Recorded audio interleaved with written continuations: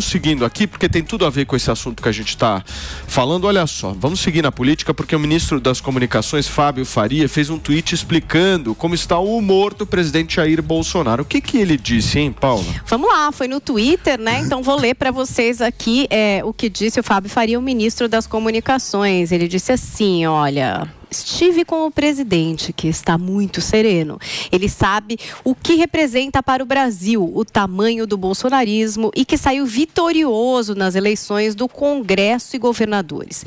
Diante de crises globais e uma guerra, Bolsonaro provou que é um grande líder e foi muito subestimado, escreveu aí o ministro das Comunicações, o Fábio Faria, lá no Twitter. Muito bem. Paulinho, quero ouvir um pouco você.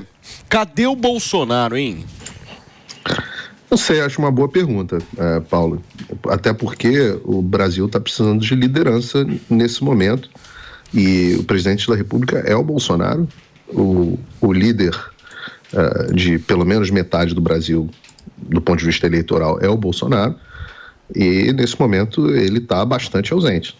Eu acho que tá muito sereno há muitos dias.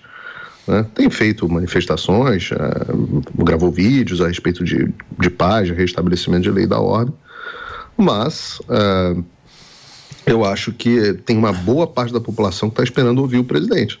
Ô Paulinho... E resta saber o que o presidente quer. Porque... Posso te pedir uma informação? Porque ontem você publicou nas suas redes sociais que o próprio presidente da República teria chamado os generais do Exército para uma conversa. Como é que foi essa reunião? O que aconteceu? Se você puder explicar para a gente. Não, eu coloquei a informação, na verdade, que estava acontecendo uma reunião dos militares, né? Não que foi o presidente que... Perfeito, então errei aqui. Não foi o presidente que chamou, foi uma reunião dos generais apenas, perfeito. Isso, foi o comandante do Exército, né, que é a autoridade maior do Exército, que convocou uma reunião de todos os generais. Todos os generais, os cento e tantos generais, 130 generais, de todas as, general 2, 3 e 4 estrelas.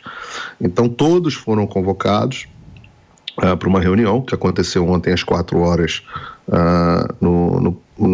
virtualmente, num certo pedaço. Isso não foi uma reunião do alto comando, que é uma reunião rotineira, etc. Não foi uma reunião burocrática, foi uma reunião extraordinária, chamada às pressas, às 4 horas da tarde, durou um pouco mais de 2 horas, e o assunto foi especificamente as tensões sociais que o Brasil está tendo, inclusive essas manifestações populares que aconteceram na frente dos quartéis, e também a questão eleitoral. As Forças Armadas apresentaram um relatório.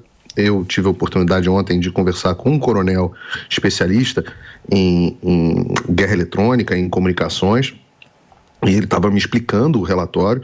Depois que eu tive um entendimento mais profundo, até mandei para o Léo Grandini para ele acompanhar a live. Depois que eu tive um entendimento mais profundo do relatório, é assustador.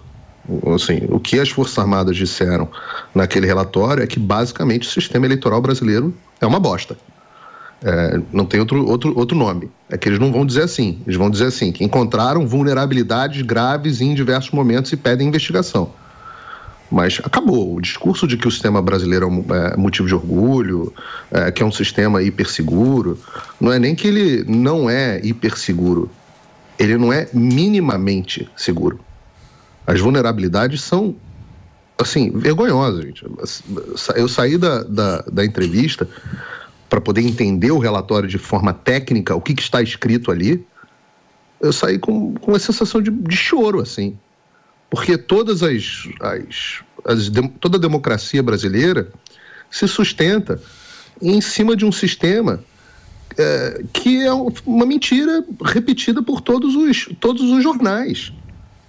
Isso é uma vergonha, é um absurdo, e a gente sequer pode dizer isso. Só o fato de eu estar dizendo isso aqui pode ter repercussões. Então o sistema é muito ruim, é vulnerável, segundo as Forças Armadas. Isso é o que o Paulo Figueiredo está dizendo. Não interessa a minha opinião. Interessa a opinião dos técnicos que fizeram o trabalho. Verificaram assim, o código-fonte do sistema é vulnerável à manipulação. O código-fonte é o que diz como é que os votos vão ser recebidos e computados. sujeito a ataques externos, sujeito a vulnerabilidade, está lá, leia um relatório com detalhes, eu posso falar aqui, se vocês quiserem eu abro página por página, explico aqui que cada pedaço tem uma live no meu Instagram, no meu YouTube ontem, tinham 75 mil pessoas, mais do que vários canais de televisão vendo a live, e o general explicando, o coronel Amaro explicando em detalhes, não, isso aqui é isso que eles estão dizendo, isso aqui é isso, as 17 milhões de linhas sequer puderam ser checadas, e todo o processo foi não só escondido, como o Alexandre de Moraes simplesmente resolveu calar qualquer um que criticasse o sistema.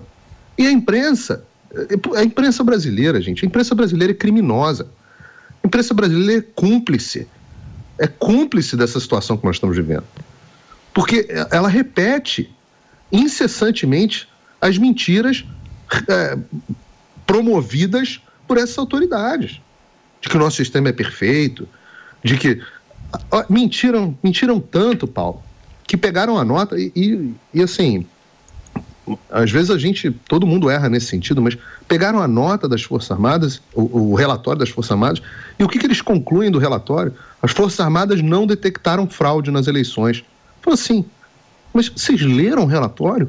O item 4 do ofício do ministro da Defesa, que é enviado ao Alexandre de Moraes, diz que o relatório não é para detectar se houve fraude. Não é sobre isso. Então, claro que o relatório não detectou fraude. O relatório não é sobre detecção de fraude. Isso é uma loucura. O cara vai fazer uma inspeção elétrica na sua casa e você fala assim, a inspeção não detectou problemas de vazamento nos encanamentos. Fala, mas é uma inspeção elétrica. Isso é coisa de esquizofrênico. Ao ponto... E aí é a cumplicidade da imprensa, por isso que eu falo que a imprensa, a esquerda e o TSE são a mesma coisa hoje em dia. Porque o ministro Alexandre de Moraes recebe o relatório das Forças Armadas gravíssimo, um relatório escandaloso de grave. Eu nem achei que fosse assim, só depois que eu passei a entender que eu fui entender a gravidade. Ele recebe e fala assim, recebo com satisfação um relatório que não apontou fraudes. Fala assim, você é esquizofrênico? O que é isso? O relatório não é sobre isso. Oportunamente vamos avaliar. Então, e diz que o assunto já acabou faz tempo. As Forças Armadas têm que emitir uma nota desenhando para a imprensa que sequer teve o trabalho de fazer o que eu fiz. Pega um coronel especialista em guerra cibernética, pega o relatório e entende o que está ali dentro. O nome disso é jornalismo, pô. E aí você entende, rebate, questiona. Jornalismo é isso. Não, ninguém na imprensa fez. Repetiu lá o que o TSE disse. Aí, claro, o ministro, diante de sugestões de urgência, onde, olha, o nosso sistema é extremamente vulnerável, nós precisamos de uma investigação. E repare, o relatório, ele sugere uma investigação feita não pelo TSE, porque ele entende... Por que não é o TSE que ele sugere que faça a investigação? Primeiro que os técnicos do TSE não são capazes de fazer. Lamento. Técnico do TSE, na cadeia alimentar de especialistas em segurança, o técnico do TSE que ganha uma porcaria, está lá embaixo. Tá, assim, lá embaixo, no fundo da cadeia alimentar. Estou falando técnicos do Google, técnicos de segurança bancária, técnicos das Forças Armadas, especialistas em guerra eletrônica, esses são topo. O técnico do TSE está lá embaixo, tá? Então ele vira... Agora, o segundo motivo é que o TSE, se tiver havido, de fato, manipulação no resultado eleitoral brasileiro, que ninguém pode dizer que houve, se tiver havido, o TSE é suspeito. Então ele não pode conduzir a investigação. Suspeito não conduz a investigação. Sim. Suspeito de conivência, suspeito de dolo, sim, suspeito de incompetência, né? Então, a sociedade deveria conduzir. E aí o que o ministro do TSE faz, o presidente do TSE faz? Não, ele fala assim, esse assunto já acabou faz tempo. Quem determinou que esse assunto já acabou? Ele? O imperador de Xandaquistão? Não. E daí é convocada essa reunião, essa famigerada reunião, e desta reunião sai a nota, não desta reunião, mas após esta reunião, para ser mais preciso com as palavras, sim, sai hoje a nota dos comandantes de todas as forças assinada em conjunto. Daqui a pouquinho a gente vai falar sobre isso, Paulinho. Mas antes, deixa eu só buscar entender mesmo esse silêncio do Bolsonaro. Porque se eu não estou errado, Paulinha, me corrija. Ele falou 2 vezes depois da eleição. Ele fez uma coletiva de imprensa, se eu não me engano, na quarta-feira passada. Não, bem depois das eleições. Não, foi aquela de 2 minutos. 2 dias depois. Exatamente. A de 2 minutos. Quarta-feira passada, não é isso? Foi na terça ou na quarta? Terça ou quarta-feira passada. E aí depois ele foi para as redes sociais, gravou um vídeo falando, galera, vamos amenizar os protestos. A questão da interrupção das rodovias, né? Duas aparições desde do dia 30 de outubro. Sim. O meu ponto é, por que o silêncio agora, nesse momento? Independente do que vai acontecer. Porque o silêncio, ele pode representar 1 milhão de coisas. Sim, mas olha, você sabe, o que a gente tem que levar em consideração é que o Bolsonaro, desde quando ele assumiu, no dia 1º de janeiro, lá em 2019, você percebe que já começaram muitas retaliações, né? Então, tudo que o Bolsonaro sempre falou, todas as formas que ele sempre se colocou e diante de todas as verdades que ele acreditou, você vê que ele sempre foi o cara que foi nivelado por baixo. De todas as formas, sempre tentaram oprimir, calar a boca dele, ele tinha que ir para a internet, lutar, brigar, esculachar, enfim, que era a forma talvez mais adequada que ele tinha realmente de se colocar. Já tanto que ele não tinha abertura nos outros lugares. E quando ele falava, vocês sabem o que acontecia, distorciam absolutamente tudo e ele ficava ali naquela situação que todos nós já sabemos.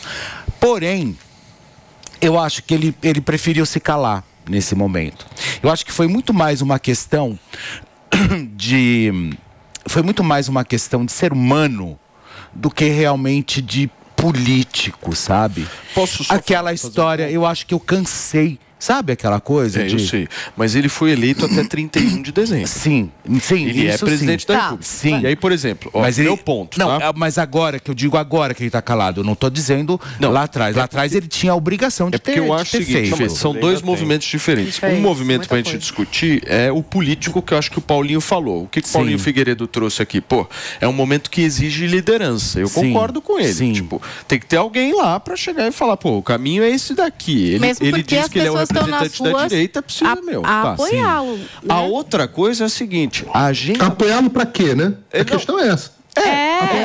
Isso, ele vai ganhar as eleições. Exatamente. Ele vai simplesmente pegar o poder para o Lula sem reclamação. Então, ele quer uma ação do Legislativo. Ele tem que posicionar, né? Paulinho, as pessoas estão apoiando e ele não indica a direção, né? Isso é uma coisa, é atuação política. A outra coisa é, ele é presidente da República e ele está sem agenda desde a eleição. Se você abrir agora o portal o presidente pode tirar férias. Não, mas se você ele pegar... nunca trabalhou, nunca gostou muito de você pegar o portal da transparência, não tem nada. Ele não vai no Palácio do Planalto trabalhar. Não, mas aí o Lula também está desaparecido. Paulo, O presidente não é obrigado a trabalhar 365 Eu vou querer ouvir